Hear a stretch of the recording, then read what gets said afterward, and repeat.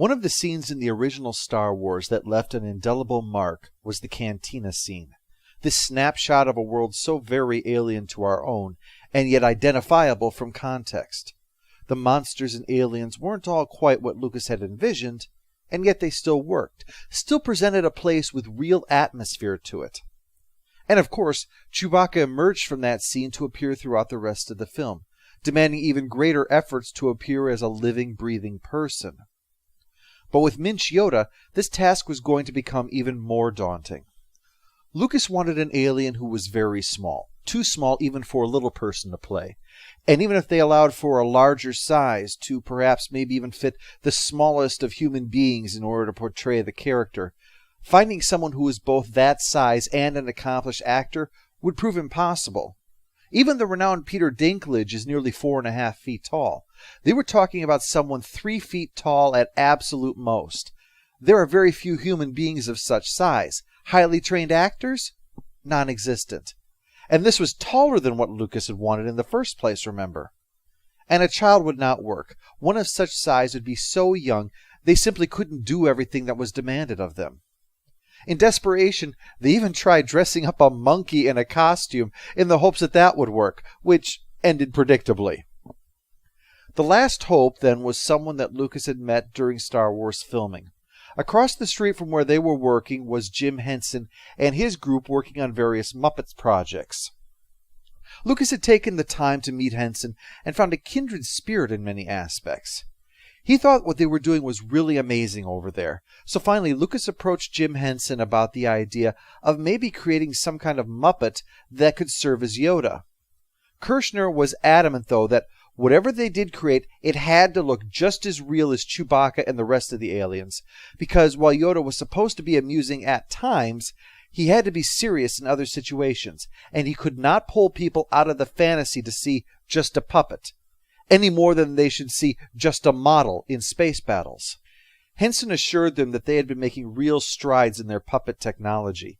In fact, he showed Kirshner personally the work that was being developed for the still in the early stages film The Dark Crystal, helping to assuage some of Kirshner's misgivings, but he did make abundantly clear that what they needed wasn't just a well-sculpted puppet, it had to be expressive in order to seem alive. But this was in the midst of the work on the Muppet movie, and Henson would not be available to handle this personally. But he recommended Frank Oz instead, whose work with them had been integral to the success of the Muppets. Oz was immediately interested because, while he enjoyed his Muppet work, he was also interested in eventually moving on to other Hollywood projects, and being able to work with the production of a major film like the Star Wars sequel would be a great opportunity for him. The presence of Frank Oz would actually be a great comfort to Mark Hamill. Remember that throughout the majority of The Empire Strikes Back, Luke Skywalker's direct involvement with other human beings is pretty much non-existent. His first scene with Han Solo, he was semi-conscious and rambling. When he finally is with all the others, it's a scene dominated by Han and Leia. In the midst of the battle, he spends most of it with a corpse in the back of his speeder. When he leaves, he talks to a medical droid and a Wookiee. He's then stranded with a robot that doesn't speak English, and when he does connect with the other characters again, he is speaking to them through the Force or through a comlink. Even his scenes opposite Darth Vader were a problem because he was not performing opposite the person who would be speaking the lines in the final film. So the number of scenes where Luke is interacting with a human being, speaking English, with lines that will appear in the final film, is pretty much limited to a group scene where he's in the background, 2 scenes with a ghost, and a pilot wishing him good luck. That's about it. So basically, the person that Hamill was most interacting with as an actor was Frank Oz, who could sense the frustration that Hamill was having with the film. In addition to all of the other things with the film that were going on, it was incredibly taxing physically. Hamill was essentially learning gymnastics and stunt work in order to be able to play the character, which added its own form of strain to this. Combine that with the fact that he had to deal with live animals much of the time and a disgusting set, which had all manner of problems to cope with, it was a really trying time for the young actor. So to humor him at one point, when Yoda was supposed to appear from behind a log, Frank Oz instead brought out the Miss Piggy Muppet and proceeded to berate Luke for all the complaining about his problems when she's stuck in this stupid swamp. Hamill completely lost it. It was the break that he needed. It really helped boost his spirits, and the crew thought the gag was hilarious. But Kirshner and Kurtz weren't laughing. Both were encountering serious problems with the production that was leading to conflict with George Lucas. The seeds had already been planted in early 1978, as Lucas was creating a new company called Black Falcon. The purpose of this company was to handle licensing matters related to Star Wars, basically taking over the role that Lippincott had before he was gradually forced out, though it was going to tap into some of the work that he had already been doing. See, in order to keep the momentum of Star Wars going, Lippincott had worked on a number of additional ideas, including an all-Star Wars episode of the popular show Donnie and Marie. This was a great hit for both parties. Donnie and Marie got a ratings boost, and Star Wars saw a spike in ticket sales following the episode's broadcast. With that, CBS approached and asked about the possibility of doing an entire special about Star Wars. And together, Lippincott and Lucas worked to get that set up. But once the contracts were signed, Lippincott was let go, and the fledgling Black Falcon was left to handle it, and didn't give the project the attention that Lippincott had been.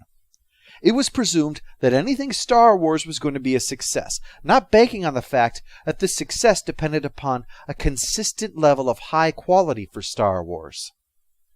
After his initial input, Lucas's attention was drawn to Star Wars 2, so as time went on, he was also not giving it the attention that it needed, despite protests from the actors who found themselves roped into this because of their contracts for the sequel. Hamill grudgingly did it, only to be a team player. Ford did the bare minimum of what was demanded of him and got the hell out of there.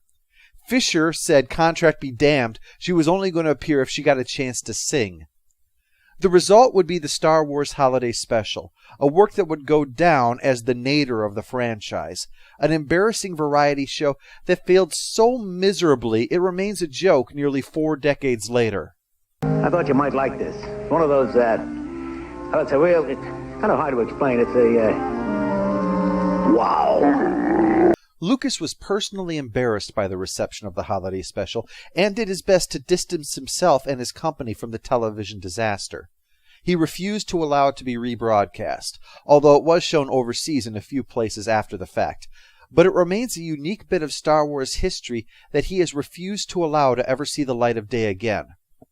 Knowing this, Carrie Fisher would one day get a small bit of revenge on Lucas by insisting that her compensation for work on the DVD had to include being given a personal copy of the Star Wars Holiday Special, meaning she had one of, if not the only, legal copies of that program outside of Lucasfilm itself.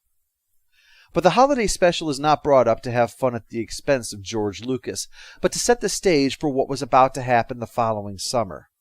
1979 would see the release of 2 films that would have a profound effect on Lucas during the filming of Empire. One was a film that could very well have been Lucas's. It was finally the release of Apocalypse Now. His friend Francis Ford Coppola had decided to go forward without him on that, with Lucas's blessings, of course, and the hope that his friend would succeed with the film that he believed in, but just wasn't going to be able to commit to making himself. Part of the way that Coppola had managed to succeed where Lucas had failed for so long was that he was going to finance the film himself. Screw all of the Hollywood studios. If they wouldn't make this movie, he would make the movie. Coppola staked everything short of his own life on the film. All of his professional assets, all of his personal assets, even his own home. He was that committed to making this movie. And then the disaster that was the filming of Apocalypse Now happened. The lead actor had to be replaced, only to have the replacement suffer a heart attack. The always difficult Marlon Brando was especially problematic on this film. Typhoons disrupted shooting and destroyed sets. And, as if the comedy wasn't dark enough, actual communist guerrillas became a serious problem during filming. The $13 million film ballooned to over $30 million, and Lucas watched his friend and mentor standing on the brink of suicide over this disaster of a film he had made, that he had staked everything on making. Lucas took some time out to help Coppola edit the film in the hopes that maybe it, and Coppola's livelihood and possibly life itself, could be saved. Luckily, it was a hit, bringing in $150 million, and has gone down in cinematic history as a classic. But at the time, Lucas watched his friend drop 100 pounds simply out of abject terror that he had unwittingly destroyed himself. Just over 40 years ago, I set off to make this project with the idea that as a big studio war movie, it would for sure be a financial success, and then it would be easy for me to produce the more personal art pictures I wanted to make. Little did I know that this would be a personal art picture. That's when the other shoe dropped. The same month that Apocalypse Now was released saw the release of Lucas's film, More American Graffiti. Lucas was executive producer, just as he was on Raiders of the Lost Ark and The Empire Strikes Back. And while this was written and directed by Bill Norton, Lucas was heavily involved in the production.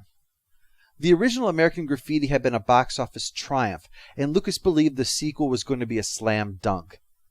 To his surprise, the film was critically panned and its box office success was minuscule at best. And this was despite the fact that both Ron Howard and Cindy Williams were seeing enormous success on television at that time.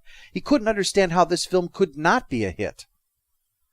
These three things together slowly changed Lucas. He had seen firsthand that there were no guarantees when it came to sequels. He had seen that Star Wars could easily become a laughingstock. He had seen what going over budget could do to even the best director he knew when it was his own money on the line. It was unlikely ever a conscious thing, but Lucas's actions all spoke to the same thing, that he had gambled all the success of his life, not just his dreams about Skywalker Ranch, not just everything he had invested in all of his companies, but the personal assets as well that had to be put up in order to secure financing for The Empire Strikes Back. And that understandably terrified him. This is why, during the filming of The Empire Strikes Back, George Lucas stopped being a filmmaker and became a Hollywood executive. Remember that he said the problem with Hollywood was that it, in his own words, encouraged mediocrity. And yet throughout the shooting of The Empire Strikes Back, one of his complaints would frequently be, "It's good enough," or even, "We could have made just as much money even if it wasn't as good." Lucas was so consumed by his fear that the ideals behind his dream of Skywalker Ranch were being betrayed in his desperate attempt to raise the money to build it. This put Gary Kurtz in a very difficult position.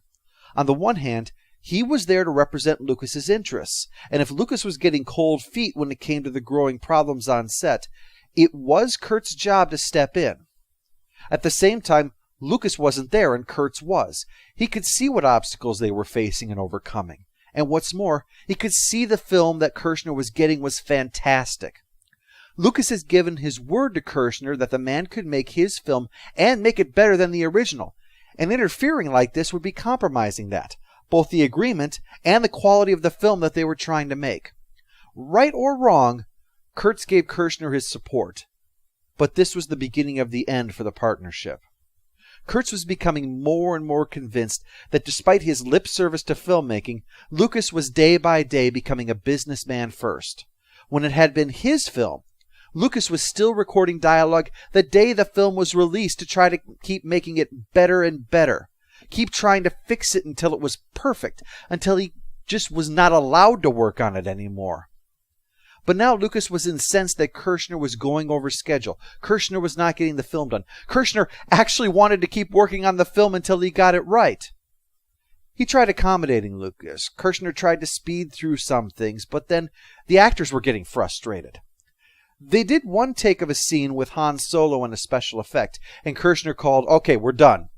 And Ford told him to wait a second and wanted to know whether it was done because he had given that great of a performance, or if it was because the special effect worked right and they didn't want to spend money resetting it and have it malfunction. Kirshner had to assure him that he was always having one eye on his actors, and that as tempting as it might be, he would never compromise them for the sake of the special effects.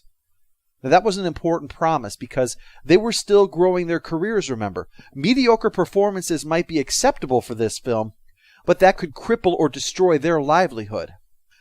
So there were these dual pressures, the ones on the set from the director and the actors, and the one from Lucas, who had visions of his entire life being destroyed by this movie. It would eventually come to a head, but for now, Kurtz was backing Kirshner up as filming continued.